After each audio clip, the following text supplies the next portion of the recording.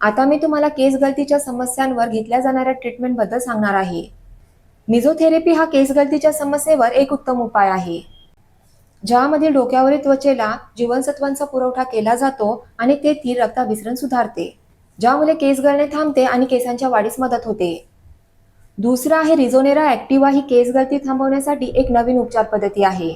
मूलपेशी वाढीचे घटक आणि प्रोगेनिटॉर सेल्स डोक्याच्या त्वचेमध्ये घातले जातात. केसांच्या वाढीसाठी या उपचारांचा चांगला उपयोग होतो. तिसरं आहे प्लेटलेट रिच प्लाझ्मा थेरपी. या उपचारामध्ये रक्तातील प्लेटलेट रिच प्लाझ्मा तो काढून घेऊन डोक्यावरील टक्कल पडलेल्या भागाच्या त्वचेमध्ये घातला जातो, ज्यामुळे केस वाढण्यास पर्यायाने टक्कल कमी होण्यास मदत होते. चौथा आहे नॅनो फॅट ग्राफ्टिंग. या उपचार पद्धतीमध्ये स्वतःच्या चरबीच्या पेशींवर प्रक्रिया करून त्या डोक्याच्या त्वचेमध्ये घातल्या जातात. पाचवा आहे low level laser light therapy. हा देखील केस गळणे कमी करण्यासाठी एक उत्तम उपाय ठरतो. अनुवंशिक कारणाने पडलेली टक्कल सुद्धा या उपचाराने कमी करता येते आणि हा उपचार केल्यास केसांची घनता वाढते. त्यानंतर शेवटचा आहे केसांचे प्रत्यारोपण.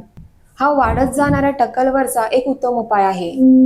या पद्धतीमध्ये एका भागावरून केस काढून टक्कल पडलेल्या भागावर त्याचे रोपण केले जाते.